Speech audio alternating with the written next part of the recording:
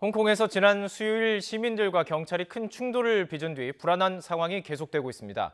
홍콩 시민들은 이번 주말에 다시 100만 명이 모이는 대규모 집회를 계획하고 있어서 긴장이 고조되고 있습니다.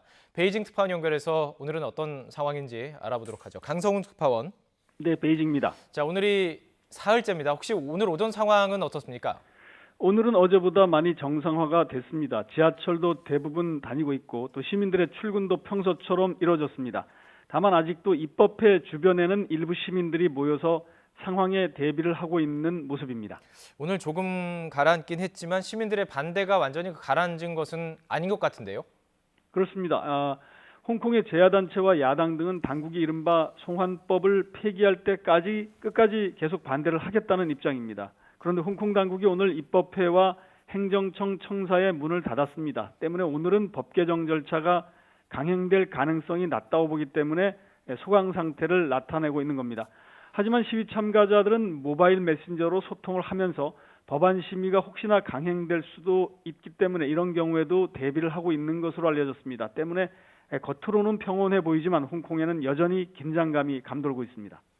자, 사람들이 거리로 나온 이유, 홍콩 당국이 송환법을 추진하기 때문인데 당국은 여전히 강경한 입장이죠.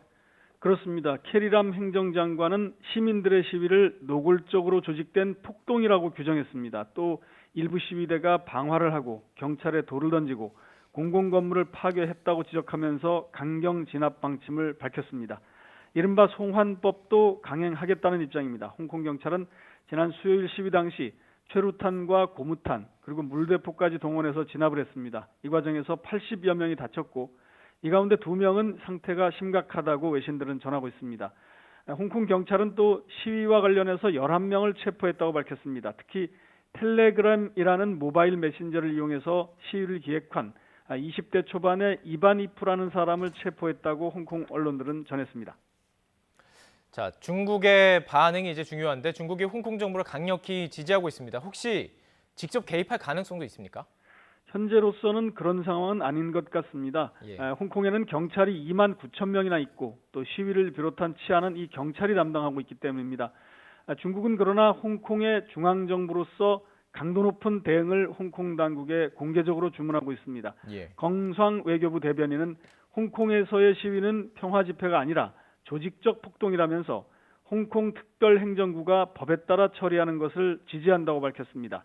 경상 대변인은 또 미국과 영국, 독일 등이 홍콩의 송환법 강행과 시민들의 반대에 대해 우려를 나타내자 내정 간섭을 중단하라며 일축했습니다. 자, 주말에 또다시 100만 명이 모이는 대규모 집회가 열릴 것이다. 이런 이야기가 나오고 있는데요. 가능할 것 같죠? 그렇습니다. 지난 9일 100만 명의 평화 시위가 이미 있었고요. 그 시위를 주도한 홍콩의 제야단체 연합이 어제 밝힌 내용입니다. 제야단체 연합기구인 민간인권전선은 이번 일요일 그러니까 16일이고 모레입니다. 범죄인 인도법안의 철회, 경찰의 과잉진압 사과, 또 캐리람 홍콩 행정장관의 사퇴 등을 촉구하는 행진에 나서겠다고 말했습니다. 주최 측은 이번 집회를 검은 대행진 이렇게 부르고 일요일인 오는 16일 오후 2시 30분에 검은 옷을 입고 빅토리아 공원에 모두 모여서 청사까지 행진을 하겠다고 밝혔습니다. 제야단체들은 또 홍콩 입법회가 오는 17일 그러니까 월요일인데요. 월요일에 다시 법안을 심의하는 그 일정을 강행할 수도 있다고 보고서 입법회 주변에서 시위를 벌이겠다 이렇게 예고를 했습니다. 그래서 또다시 충돌이 우려되는 상황입니다. 홍콩 시민들의 저항이 예상외로 거세자 친중파 의원들은 법안 심의를 좀 늦출 것이다 라는 전망도 나오고 있습니다. 특히 홍콩의 사우스 차이나 모닝포스트 신문은 법안 심의가 다음 달로 미뤄질 가능성도 있다고 보도를 해서 이 입법회의 움직임도 조금 주목해서 봐야 할 것 같습니다. 지금까지 베이징에서 YTN 강성웅입니다.